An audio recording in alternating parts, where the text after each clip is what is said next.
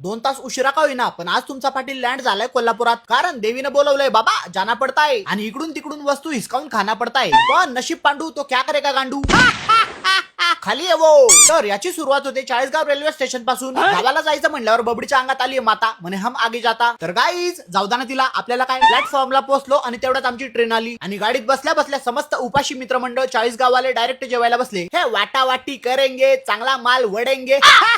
माझं टेन्शन घेऊ नका, मी डाएट वर आहे, पण ये हे रहा नाही जा रहा, कारण समोर भरला होता खिचडीचा गरा. डाएट गेला चुलीत. रात्रीला झोपलो आणि सकाळी उठून बाहेर बघतो तर सब तरफ जंगली जंगल. हा काय, तसाच मंगल करून आलो आणि इडल्या खायला बसलो. महिला मंडळ ट्रेन मध्ये रिकामचोट असल्यामुळे मेंढ्या काढत बसलं होतं आणि लेट पण थेट. पाटील शेवटी पोहोचले कोल्हापूरला. 2 दिवसाच्या ट्रिप साठी आमच्या घरच्यांनी 10 दिवसाचं जेवण सोबत घेतलंय, कारण त्यांच्याकडे किरण पाटील नावाचा घरगुती हमाल आहे.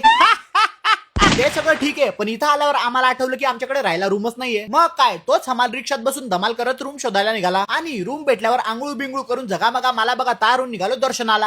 मला पण हेच वाटलं होतं, पण मनी नाही बाव आणि देवा मला पाव अशी आपली गत. यांनी वेगळं गणित मांडलं होतं, आधी पोटोबान मग विटोबा. मग अन्नछत्राला येऊन गपकन रपकवलं आणि सपकन बाहेरून मंदिरात निघालो. इथंच मंदिरासमोर होते गजरे. आय हाय हाय हाय हाय. मग भविष्यात होणारा पाटलीनबाई व्हिडिओ बघत असेल तर लावायचा का गजरा? हा हा बस पुढच्या वर्षी मी पण असा गजरा माळणार अशी जीवाला खोटी आशा देऊन देवीची ओटी घेतली आणि आलो आतमध्ये. तर माहिती नाही पण इकडे लईच कामं चाललेत राव. चला या घंट्याला घेऊन लागी तुम्ही लाईनीत, तुम्ही पटकन फॉलो करून घ्या. पुन्हा भेटूयात, तोपर्यंत जय महाराष्ट्र.